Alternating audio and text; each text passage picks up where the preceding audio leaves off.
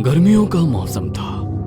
आकाश, मनोज, रश्मि और कनिका चारों दोस्त किसी हिल स्टेशन पर घूमने जाना चाहते थे, मगर हर जगह होटल्स की बुकिंग फुल हो चुकी थी। तभी कनिका के दिमाग में ऋषिकेश का ध्यान आया। ऋषिकेश में मेरे कजन के दोस्त का अपना एक कॉटेज है।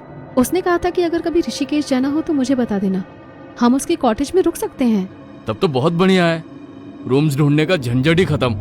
एक बार तो उनसे बात करके कंफर्म कर लेना कि वो कॉटेज खाली है या कोई रह रहा है अभी वहां पर। कनिका ने अपने कजन के दोस्त से कॉटेज के बारे में बात की तो कॉटेज खाली था। उन लोगों के लिए उसने केयरटेकर को कहकर कॉटेज की साफ सफाई करवा दी। अगली शाम वो लोग अपनी गाड़ी से वहां पर पहुंचे। कॉटेज तो बड़ा बढ़िया है यार। एक काम करते हैं, अभी फ्रेश होकर थोड़ा घूमने निकल जाएंगे। शाम के समय घाट पर अलग ही सुकून मिलेगा। घाट पर जाना है तो ठीक है साहब, लेकिन ऊपर वाले पहाड़ी रास्ते की तरफ मत जाना। रात के समय उस तरफ जाना ठीक नहीं है। क्यों?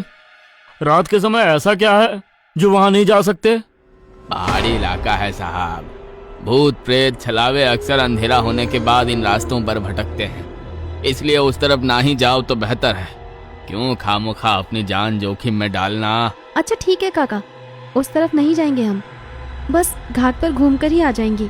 वो लोग घाट पर घूमने के लिए निकले। उन्हें वहां पहुंचने में देर हो गई थी, इसलिए वहां आरती के समय तक वो वहां पहुंच नहीं पाए। घाट पर गंगा किनारे बैठकर वो आपस में बातें कर रहे थे। तभी कनिका का मन कुछ बेचैन सा होने लगा। कनिका, क्या हुआ तुझे? गंगा किनारे बैठकर तो सब रिलैक्स हो जाते हैं और तू बेचैन हो रही है, क्या हुआ? पता नहीं यार, कुछ अजीब सा लग रहा है। ऐसा लग रहा है जैसे कुछ बुरा होने वाला है और मेरी अंतरात्मा पहले ही मुझे उसका संकेत दे रही है। एक तू और दूसरी तेरी अंतरात्मा, तुम दोनों को तो पता नहीं क्या ही लगा रहता है। खैर, देर हो गई है और भूख भी बहुत लग रही है। चलो कुछ खाने चलते हैं। उन्होंने आसपास रेस्टोरेंट ढूंढे, मगर सब रेस्टोरेंट में काफी देर की वेटिंग थी। तभी मनोज को ऑनलाइन एक रेस्टोरेंट मिला जिसमें 4 लोगों की सीटिंग खाली थी। उसने तुरंत ही ऑनलाइन वो टेबल बुक कर दी। वो रेस्टोरेंट वहां से लगभग 10 मिनट की दूरी पर था। वहां पर कोई ऑटो या रिक्शा भी नहीं थी, इसलिए वो लोग पैदल ही वहां से उस रेस्टोरेंट के लिए निकल गए। ये तो वही पहाड़ी रास्ता है, एकदम सुनसान। काका ने मना किया था ना इस तरफ आने से। इस तरफ चलना रहने देते हैं यार, मेरा मन पहले ही बहुत घबरा रहा है। कितनी डरपोक है तू। उन्होंने बोला और तूने मान लिया। कुछ भी नहीं है ऐसा यहाँ पर। रोज हजारों टूरिस्ट घूमने आते हैं यहाँ। हमने तो कभी किसी के मुंह से ऐसा कुछ नहीं सुना। कनिका की बात को सबने इग्नोर कर दिया। वो लोग उसी रास्ते पर आगे बढ़ रहे थे। तभी रास्ते पर लगी स्ट्रीट लाइट अचानक से फ्लिकर करने लगी और व्हाइट कलर की मीठी ड्रेस पहने एक लड़की उन्हें वहां पर दिखाई दी। लेकिन वो लड़की कुछ अजीब सी थी। वो लगातार उन्हें ही घूर कर देख रही थी। ये लड़की हमें क्यों घूर रही है? जल्दी चलो यहाँ से, कुछ अजीब ही लग रही है ये तो मुझे। वो चारों उसे इग्नोर करके वहां से आगे बढ़ गए, मगर कुछ दूरी पर आगे फिर से उन्हें वो लड़की वहां दिखाई दी। वो अभी भी एकटक उन्हीं को घूरती जा रही थी। अरे, अभी तो ये लड़की हमसे पीछे थी, अचानक से इतनी आगे कैसे आ गई? इतना कहते ही वो अचानक उनके सामने से गायब हो गई और रात के पहर सुनसान पहाड़ी रास्ते पर ये नजारा देखकर उन सबके पैरों तले से जमीन खिसक गई। वो जैसे ही वहां से भागने के लिए पीछे की तरफ मुड़े तो वो लड़की ठीक सामने की फ्लिकर करती हुई स्ट्रीट लाइट के नीचे खड़ी थी। डर के मारे अब उन सब का हलक सूख चुका था। मैंने कहा था ना नहीं चलते हैं यहाँ, लेकिन तुम में से किसी ने मेरी बात नहीं सुनी। अब कैसे निकलेंगे हम सब यहाँ से? तभी मनोज को उसी रेस्टोरेंट का बोर्ड दिखाई दिया जहां उसने सबके लिए टेबल बुक की थी। उसने रेस्टोरेंट की तरफ इशारा किया और वो तीनों जल्दी से रेस्टोरेंट के अंदर चले गए। वहां पहुंचकर उनकी जान में जान आई, मगर जैसे ही उन्होंने अंदर देखा तो वहां के सारे टेबल्स खाली थे। कोई भी वहां पर खाना खाने के लिए नहीं बैठा था। ये कैसे हो सकता है? जब मैंने ऑनलाइन चेक किया था तो पूरे रेस्टोरेंट में सिर्फ एक टेबल खाली थी और अब यहाँ पर हमारे अलावा कोई भी नजर नहीं आ रहा। रात के समय छलावे के डर से यहाँ कोई आता ही नहीं है। कुछ सीट्स ऑनलाइन में हमें फुल दिखानी पड़ती है, वरना लोगों को लगता है कि रेस्टोरेंट अच्छा नहीं है, इसलिए यहाँ कोई आता ही नहीं है।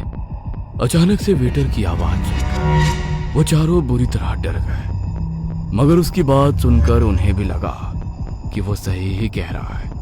वो जाकर अपनी टेबल पर बैठ गए। तभी वो वेटर उनके पास ऑर्डर लेने के लिए आया।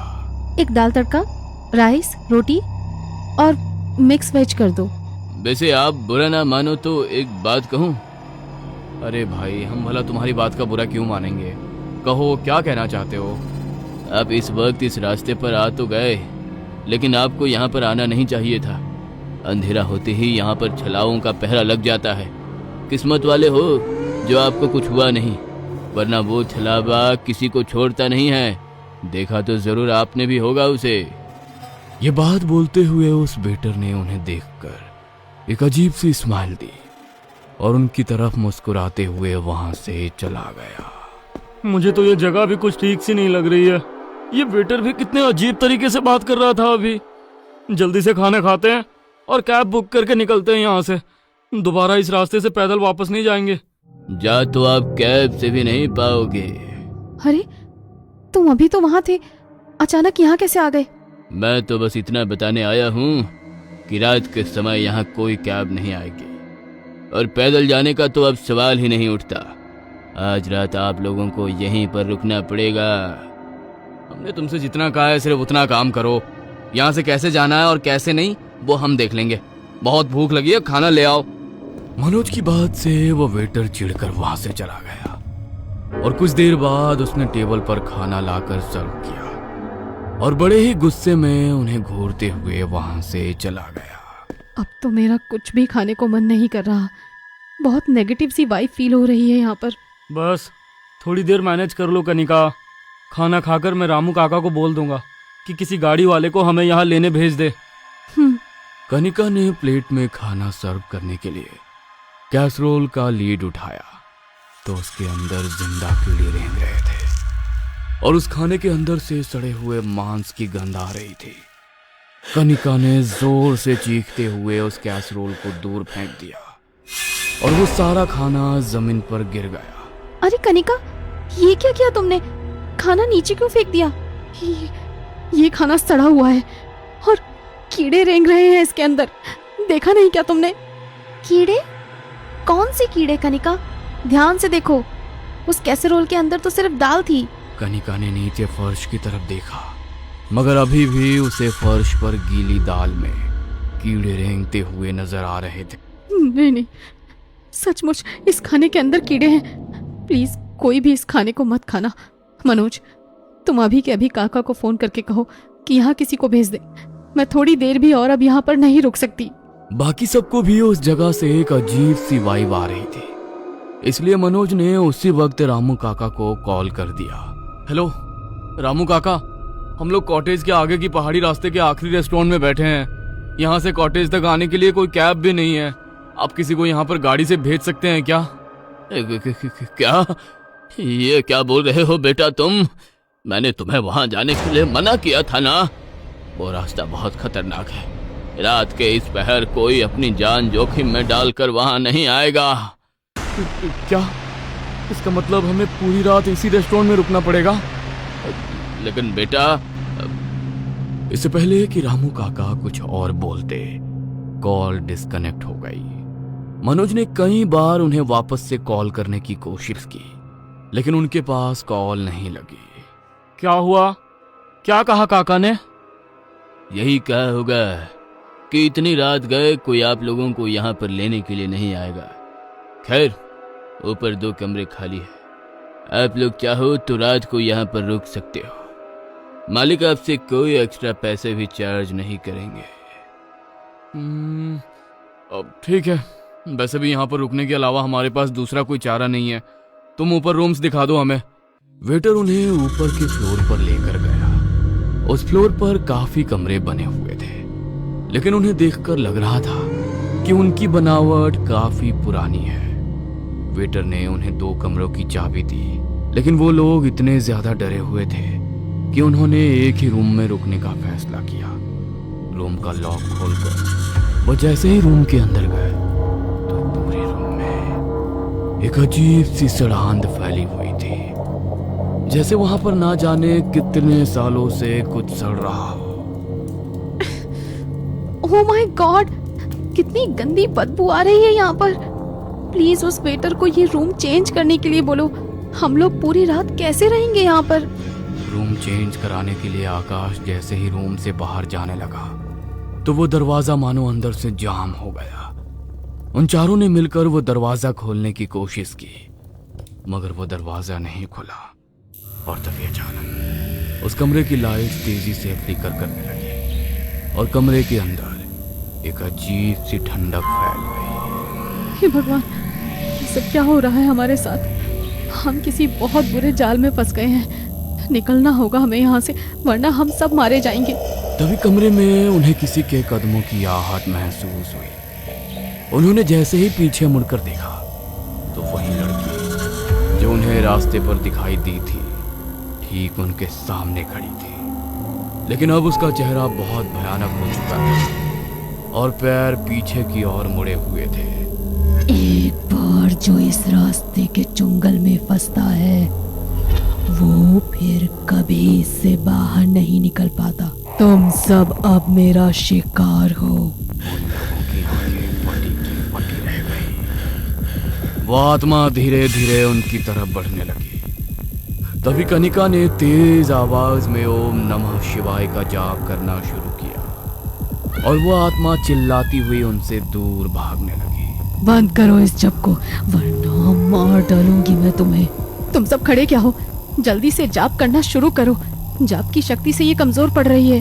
कनिका के साथ उन तीनों ने भी तेज आवाज में मंत्र जाप करना शुरू किया और पूरे कमरे में ओम नमः शिवाय की ध्वनि गूंज उठी।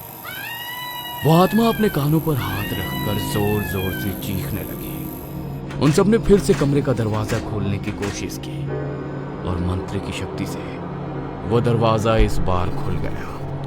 दरवाजा खुलते ही वो चारों नीचे की तरफ भागे, मगर सीढ़ियों से उतरते हुए रश्मि का पैर फिसला और वो लुढ़कती हुई सीढ़ियों से नीचे गिर गई। दर्द के मारे उसका मंत्र जाप रुक गया और उसी वक्त उस आत्मा ने उसे जकड़ लिया। ओह नो, अब क्या करेंगे हम? हे महादेव, हे महादेव, सहायता करो। मगर तभी सामने से उन्हें वो वेटर आता हुआ दिखाई दिया, लेकिन उसका चेहरा पहले की तरह सामान्य नहीं था।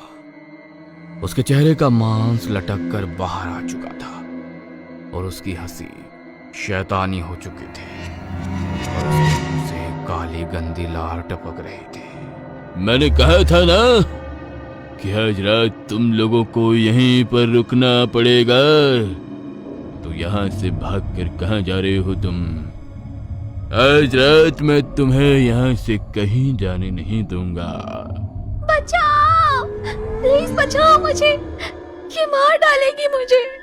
इस वक्त हम तुम्हारी कोई मदद नहीं कर सकते रश्मि, बस भगवान ही हम सबकी मदद कर सकते हैं। मंत्र का जाप करो। रश्मि ने फिर से हिम्मत करते हुए मंत्र का जाप करना शुरू किया, मगर उस आत्मा ने उसके चेहरे को बुरी तरह भींच दिया और उसकी गर्दन पर खरोच मारने लगी। तीनों ने तेज आवाज से मंत्र जाप करना शुरू किया। तभी कनिका को याद आया कि घाट से निकलते हुए उसने एक छोटी बोतल में गंगा जल भरकर अपने बैग में रखा था। उसने जल्दी से अपना बैग खोला और वो बोतल बाहर निकाली, लेकिन जैसे ही वो गंगा जल उन दोनों की भयानक आत्माओं पर छिड़कने वाली थी, वेटर की आत्मा उसके ऊपर झपट पड़ी और बोतल का सारा गंगा जल जमीन पर गिर गया और वहां से बाहर जाने का दरवाजा खुद ब खुद खुल गया। उन्होंने मंत्र बोलते हुए रश्मि को खींचा और उस रेस्टोरेंट से बाहर निकल गए और सामने रास्ते की तरफ भागने लगे। उस रेस्टोरेंट से तो बाहर निकल गए, लेकिन अभी हमें कॉटेज तक सही सलामत पहुंचना होगा। हे भगवान, रक्षा करना। चिंता मत करो कनिका, जब भगवान ने हमें सही सलामत इस रेस्टोरेंट से बाहर निकाला है तो हमें कॉटेज भी पहुंचा देंगे।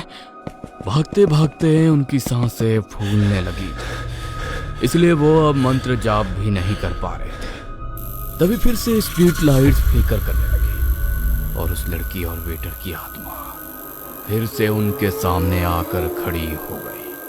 आज तक किसी को हमने यहाँ से जिंदा नहीं जाने दिया, तो तुम्हें कैसे जाने देंगे? कोई नहीं बचेगा तुम तीनों में से।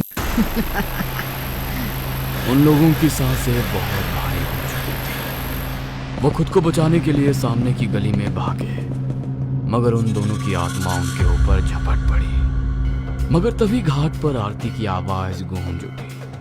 ब्रह्म मुहूर्त में होने वाली आरती की आवाज से वो दोनों आत्माएं बुरी तरह तड़प उठी और वो आत्माएं बहुत तेज चीख के साथ धुएं के रूप में घाट की तरफ समा गईं। उन चारों की आंखों में आंसू आ गए। वो दौड़ते हुए घाट पर आरती के लिए पहुंचे और अपने हाथ जोड़कर वहां नतमस्तक हो गए। उस रात भगवान के प्रति उनकी आस्था ने उन्हें उन आत्माओं से बचा लिया, मगर उस रात को वो अपनी जिंदगी में कभी नहीं भूल पाए। इस दुनिया में बहुत सी जगह ऐसी हैं जो शाम ढलने के बाद ऐसी शक्तियों से घिर जाती है। इसलिए अगर कोई दिन ढलने के बाद किसी जगह पर जाने से हल्का मना करता है तो आपको उसकी बात मान लेनी चाहिए, वरना आपके साथ कुछ भी हो सकता है।